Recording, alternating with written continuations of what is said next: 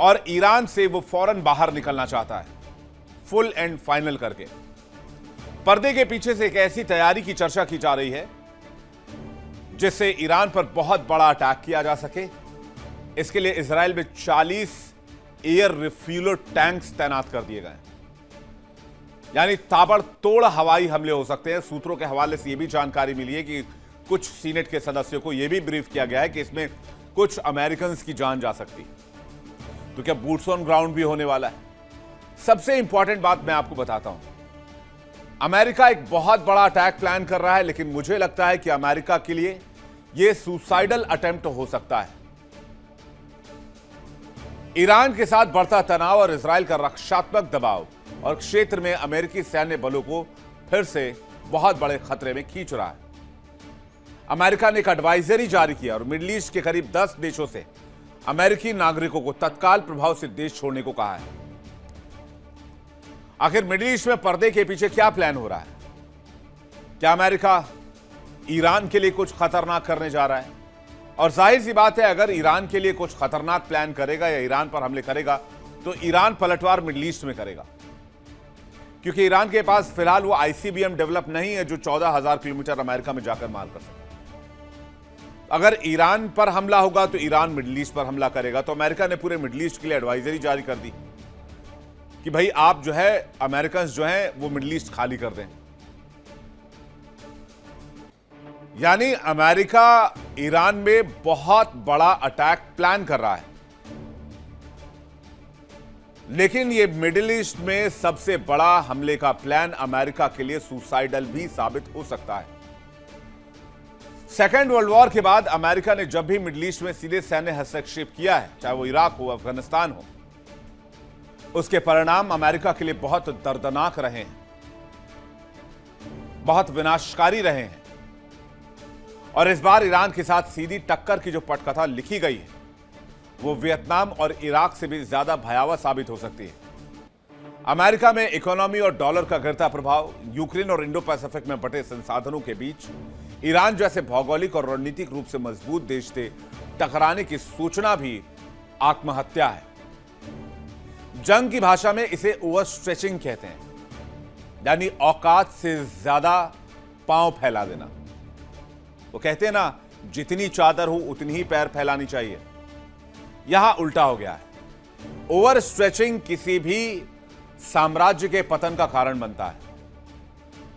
और अगर आपको ओवर स्ट्रेचिंग के बारे में और डिटेल से जानना है तो आप यूएसएसआर के पतन की कहानी पढ़िएगा कि आखिर सोवियत संघ क्यों टूट गया, क्यों टूट के बिखर गया। सोवियत संघ के टूटने की एक बहुत बड़ी वजह ओवर स्ट्रेचिंग ही थी। वो अलग अलग कई मोर्चों पर फंस चुका था, जिसे बाद में सोवियत संघ मैनेज नहीं कर पाया। और आज अमेरिका यही कर रहा है। माना जा रहा है कि अमेरिका ईरान में बहुत बड़ा स्टेप ले सकता है, ईरान पर कोई बड़ा सैन्य एक्शन ले सकता है। ऐसा इसलिए कहा जा रहा है क्योंकि अमेरिका ने मिडिल ईस्ट छोड़ने की ट्रैवल एडवाइजरी जारी कर दी है। अमेरिकी विदेश मंत्रालय ने अपने नागरिकों के लिए सख्त संदेश दिया है, जिसमें डू नॉट ट्रैवल और देश छोड़ने की अर्जेंट एडवाइजरी है। लेबनान, इजराइल, इराक, सीरिया और ईरान के आसपास के क्षेत्रों में रह रहे अमेरिकी नागरिकों को तुरंत कमर्शियल उड़ानों से बाहर निकलने का आदेश दिया गया है। गैर आवश्यक दूतावास कर्मचारियों को खाली करने की बात कही गई है। अमेरिकी दूतावासों ने साफ किया है कि युद्ध छिड़ने की स्थिति में सरकार नागरिकों को रेस्क्यू करने की गारंटी नहीं देगी। अगर आप फंसे तो आपकी जान की जिम्मेदारी आपकी होगी, हमारी नहीं होगी।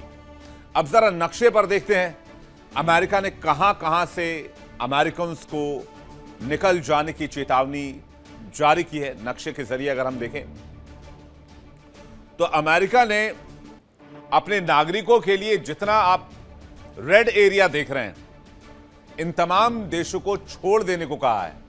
ईरान, जाहिर सी बात ईरान वॉर में है, इराक पर हमले शुरू हो चुके हैं।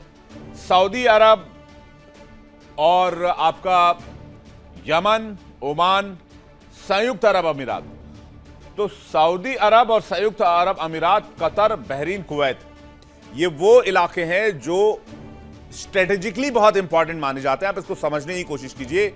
ये एक तरह से व्यापार के लिए बहुत जरूरी है, टूरिज्म के लिए बहुत जरूरी है और तेल के लिए भी बहुत जरूरी है। और यहां पर अमेरिकन का निवेश बहुत ज्यादा है, इन्वेस्टमेंट बहुत ज्यादा है, और अमेरिका ने एडवाइजरी जारी कर दी है कि भाई आप खाली कर दो, ये इलाका छोड़ दो, इस इलाके में रहने की जरूरत नहीं है। क्योंकि जाहिर सी बात है कि अगर आप ईरान को निशाने पर लेंगे तो ईरान क्या करेगा? आप अगर ईरान को निशाने पर लेंगे तो ईरान इराक को नहीं छोड़ेगा, सीरिया को नहीं छोड़ेगा, जॉर्डन को नहीं छोड़ेगा। मिस्र पर हमले शुरू हो चुके हैं, इजराइल में हमले होंगे, सऊदी अरब में हमले होंगे, यमन में हमले होंगे, ओमान में हमले होंगे, संयुक्त अरब अमीरात में हमले होंगे, सऊदी अरब यमन में हमले करेगा। तो ये पूरा इलाका जो है वो धू धू करके चलेगा। ये नई पीढ़ी का अमेरिकी एयर रिफ्यूलिंग टैंकर है। ये फाइटर, बॉम्बर, दूसरे विमानों में हवा में ही रिफ्यूल कर देते हैं। इसमें advance camera, sensor, communication system, जासूसी तकनीक भी लगी हुई है। ईंधन के साथ कार्गो और सैनिक भी ले जा सकता है। दरअसल संकेत में ही सही, लेकिन अमेरिका ने बता दिया है कि वो ईरान पर बड़े हमले की प्लानिंग कर रहा है और उसके लिए वो रिफ्यूलिंग सिस्टम की तैनाती भी कर रहा है और बड़े पैमाने पर फाइटर जेट्स को एक्टिव किया गया है। भले अमेरिका ये कहे कि अगले कुछ समय में के लिए उसने हमले रोक दिए हैं, लेकिन अंदर खाने वो ईरान की तबाही की स्क्रिप्ट लिख रहा है। और यही सबसे बड़ा खतरा ईरान के लिए नहीं है, अमेरिका के लिए हो सकता है। इजराइल से लेकर मिडिल ईस्ट के कई देशों में अमेरिकी फाइटर जेट्स, लड़ाकू विमानों की तैनाती और उसके पीछे से फ्यूल टैंकर्स की तैनाती, क्योंकि इजराइल से ईरान की दूरी लगभग 1500 से 2000 किलोमीटर है।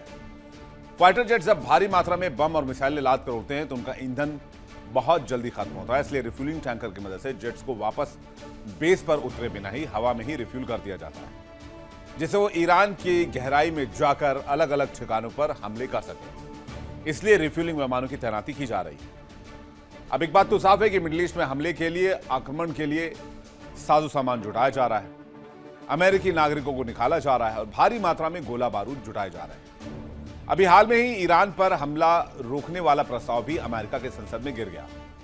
उधर नेतन्याहू भी ट्रंप को हमले की प्लानिंग बता चुके हैं। इसी को लेकर अमेरिका ईरान पर नए हमले की प्लानिंग कर रहा है, लेकिन अमेरिका को यह नहीं पता, वो एंटिसिपेट नहीं कर पा रहा है या कैलकुलेट नहीं कर पा रहा है कि ये हमला एक आत्मघाती, एक सुसाइडल अटेम्प्ट हो सकता है।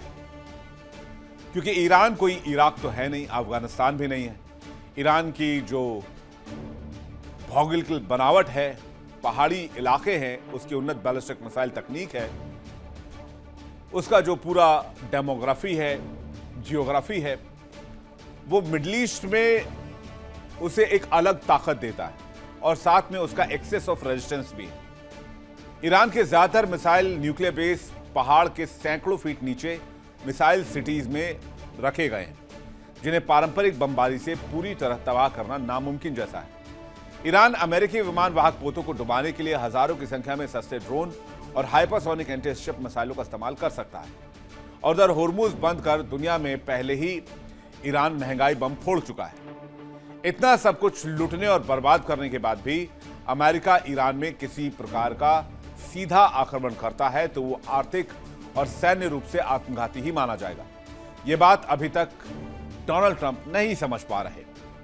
उधर ईरान को भी पता है कि अमेरिका फिर से कोई बड़ा हमले की प्लानिंग कर रहा है, इसलिए ईरान की जंगी तैयारी जारी है। ईरानी संसद ने कहा है कि अगर अमेरिका ने हमला किया तो इस बार अमेरिका और खाड़ी देशों में उसके सहयोगी देशों को स्टोन एज यानी कि पाषाण युग में भेज देंगे। ईरान ने क्या कुछ चेतावनी दी है यह भी देख लीजिए। ईरान ने तनाव पर अमेरिका को सख्त चेतावनी दी है। ईरानी सांसद इब्राहिम रिजाई ने कहा है कि ईरान बदला लेगा, हमला हुआ तो यूएस को स्टोन एज में पहुंचा देंगे, हमला हुआ तो जवाब सिर्फ पर्शियन गल्फ तक सीमित नहीं रहेगा। ईरान दुश्मन के सभी सैन्य ठिकानों को जलाकर राख कर देगा। पर्शियन गल्फ के तेल और गैस प्रतिष्ठान को सुरक्षित नहीं छोड़ेंगे। अमेरिका और इजराइल नासमझी वाला कदम न उठाएं। बीते दिनों ट्रंप ने भी ईरान को पाषाण युग में भेजने की धमकी दी थी। उधर ईरानी जनता सड़क पर उतर आई है और सेना और सरकार का समर्थन कर रही है। देर रात ईरान में इस्लामिक रिपब्लिक और सेना के समर्थन में लगातार 154वीं रात भी रैली निकाली गई। राजधानी तेहरान के आजादी स्क्वायर पर बड़ी संख्या में लोग इकट्ठा हुए। फुल विजुअल आपको दिखाते हैं, जहां सरकार और सेना के समर्थन में नारे लगाए गए।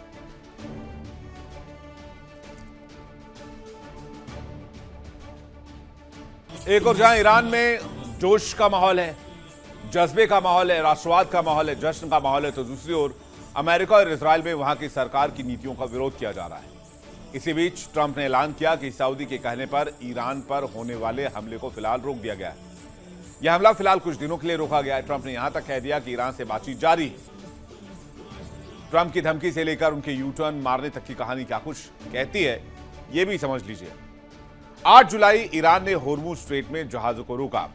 फिर जवाब में अमेरिका ने ईरान पर फिर से हवाई हमले शुरू कर दिए। 8 से 20 जुलाई ईरान ने अमेरिकी ठिकानों पर जवाबी हमले किए। जरा फुल स्क्रीन ग्राफिक्स आप देखिए कि किस तरह से अलग अलग तारीख पर यहां पर सिचुएशन चेंज होती रही। 8 से 20 जुलाई जॉर्डन और इराक में 4 अमेरिकी सैनिक मारे गए। देखिए इंडिया डेली 24/7 अब आपके स्मार्ट टीवी पर। इंडिया डेली मौजूद है सभी डिजिटल प्लेटफॉर्म पर लाइव और लगातार। इंडिया डेली 24/7 हर दिन राष्ट्र को समर्पित।